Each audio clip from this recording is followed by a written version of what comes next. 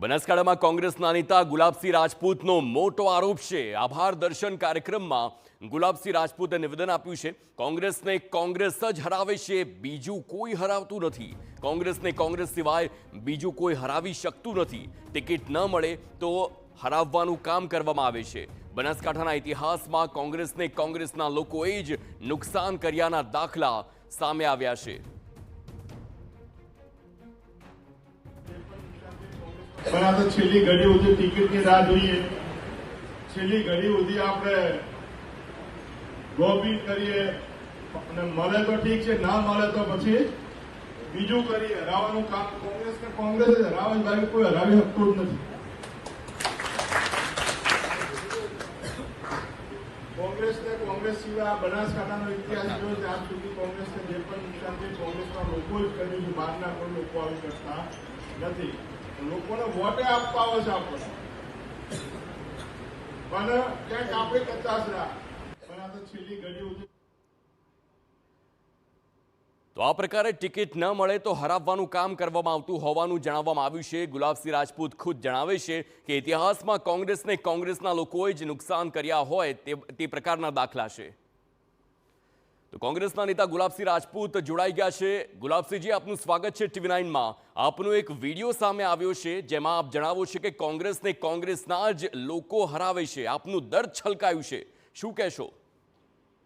આજે જે ડીસા ખાતેનો વિડીયો છે, ડીસાની અંદર કોંગ્રેસ પાર્ટી જિલ્લા પંચાયત તાલુકા પંચાયત ચૂંટણી લડતી હતી, ત્યાં ઘણી બધી સીટો નજીવા વોટે જ ચૂંટણી હાર્યા છે અને ક્યાંક ને ક્યાંક એનું હારવાનું કારણ પણ એ ક્યાંક સ્થાનિક કોંગ્રેસના કાર્યકર્તાઓના એકબીજાનો અસંતોષ અને ચૂંટણીમાં પક્ષ વિરુદ્ધ કાર્ય કરવાના લીધે જિલ્લા પંચાયતની સીટ 100 વોટે 200 વોટે હાર્યા। એ જો કદાચ બધા એક ચૂંટણી તો ના હારત ને સમગ્ર બનાસકાંઠા હોય કે ગુજરાતમાં હોય, ક્યાંક ને ક્યાંક કોંગ્રેસના કાર્યકર્તાઓ ટિકિટોની નારાજગી લઈને એકબીજાને જે ડેમેજ કંટ્રોલની સિસ્ટમ નથી તેના કારણે કરીને નુકસાન થઈ રહ્યું છે। તો શું તમે એ વાત સ્વીકારો છો કે જ્યાં જ્યાં કોંગ્રેસ હારે છે તે હારનું કારણ ખુદ કોંગ્રેસ જ હોય છે? આ ઘણી બધી જે સીટો હોય છે ક્યાં એકથી વધુ દાવેદાર હોય છે અને ટિકિટ એક જણને મળતી હોય છે ત્યારે ઘણી બધી જે જગ્યાએ જે ડેમેજ કંટ્રોલ થવું નથી થતું એના કારણે પક્ષને નુકસાન થાય છે। અને હાલ જે બનાસકાંઠાની અંદર પણ ઘણી બધી સીટો છે, ક્યાંક ને ક્યાંક આંતરકલાના લીધે ચૂંટણી હાર્યા છે। આપ નામ દઈ શકો કોણ કોણ છે કે જે કોંગ્રેસને જ કોંગ્રેસ હરાવવાનું કામ કરે છે? પાર્ટીના પ્રદેશ પ્રમુખને અમે જે પણ બનાસકાંઠાની અંદર કે વાવ-થરાદમાં જ્યાં પણ ચૂંટણી હાર્યા છે એના કારણો આપ્યા છે અને કોના લીધે આપ્યા છે, હાર્યા છે એ પણ કારણો આપ્યા છે। હવે પક્ષે નિર્ણય લેવાનો છે કે પક્ષને મજબૂત કરવા માટે કઠોર નિર્ણય લઈ શકે છે, નથી લેતા એ હવે પ્રદેશ મોવડી મંડળ।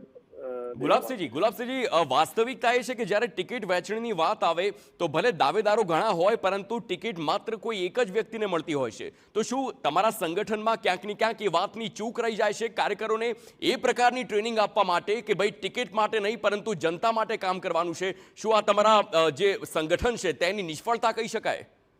દેખો, પ્રયત્ન બધા ટિકિટ માંગના ઘણા બધા કાર્યકર્તાઓ, મહેનત પણ ઘણા બધા કાર્યકર્તાઓ કરતા હોય છે, પણ જીતે એવા ઉમેદવારને આપવાનો પ્રયત્ન થતા હોય છે અને તમામ ઉમેદવારોને એવું જ હોય છે કે મને મળશે હું જીતીશ।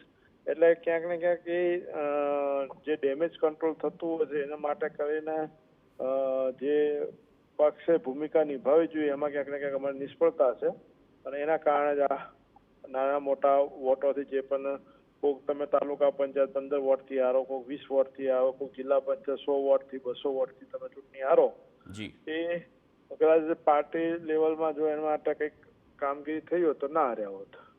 બિલકુલ આભાર ગુલાબસિંહજી, આપ TV9 સાથે જોડાયા તે બદલ। તો હતા કોંગ્રેસના નેતા ગુલાબસિંહ રાજપૂત કે તેમણે ખુદ સ્વીકાર્યું છે કે ક્યાંક નિષ્કાળજી અને તેના કારણે જ કોંગ્રેસને હારવાનો વારો આવે છે અને કોંગ્રેસના જ લોકો કોંગ્રેસને હરાવે છે તેમ ગુલાબસિંહ રાજપૂત જણાવે છે।